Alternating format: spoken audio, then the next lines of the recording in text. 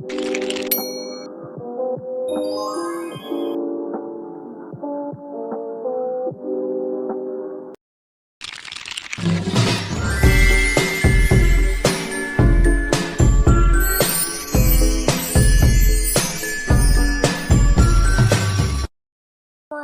warahmatullahi wabarakatuh. Perkenalkan, nama saya Inaya Asmi Halimah.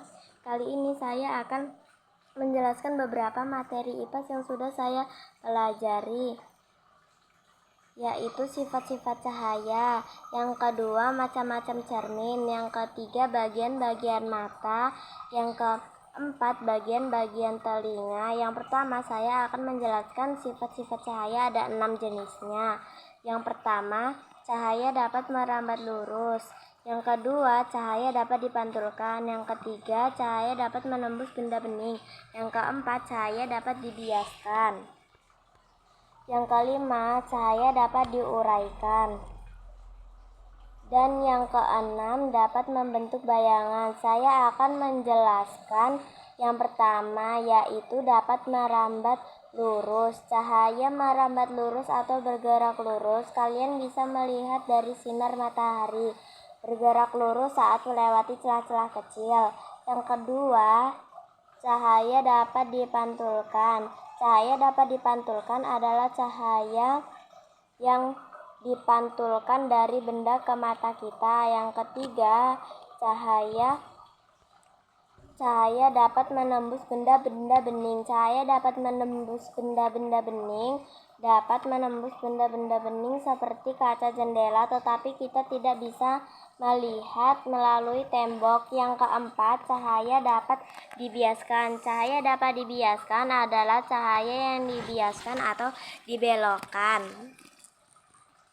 ketika menembus media yang berbeda. Yang kelima, dapat diuraikan.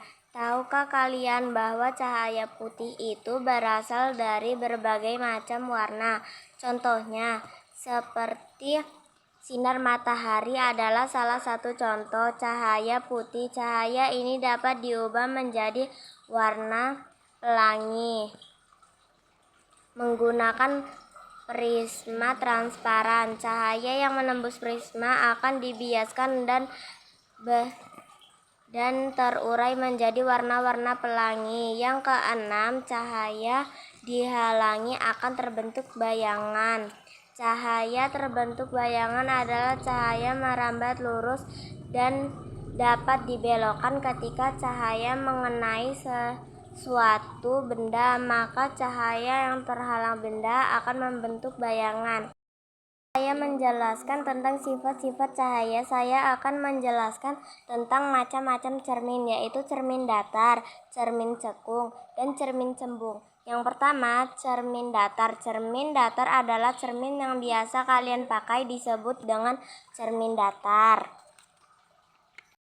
Saat kita berdiri di depan cermin datar, kita bisa melihat pantulan yang sama persis ukurannya dengan diri kita. Cermin cembung. Pada cermin cembung, bayangan terlihat lebih kecil dan jauh. Selain itu, area di belakang kalian akan terlihat lebih lebar. Cermin cembung digunakan untuk kaca spion pada alat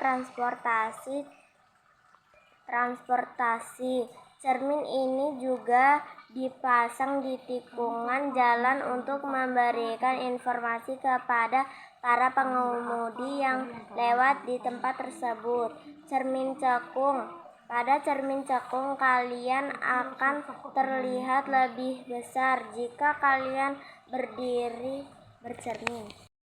Cermin dari jauh, kalian akan melihat bayangan yang terbalik, namun semakin kalian mendekat, bayangan akan kembali tegak dan semakin membesar.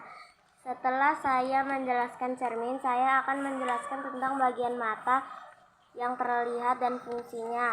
Alis melindungi mata kita dari air atau keringat agar tidak masuk ke dalam mata. Bulu mata melindungi mata kita dari benda asing seperti debu atau kotoran. Pupil, bagian mata di tengah iris, merupakan celah tempat masuknya cahaya ke dalam mata. Iris, bagian mata yang berwarna, berfungsi untuk mengatur jumlah cahaya yang masuk ke dalam mata. sklera atau selaput putih. Bagian berwarna putih dan keras pada bola mata. Otot-otot yang membuat mata kita bergerak menempel pada sklera berfungsi juga untuk melindungi bagian penting dalam mata. Lipatan mata.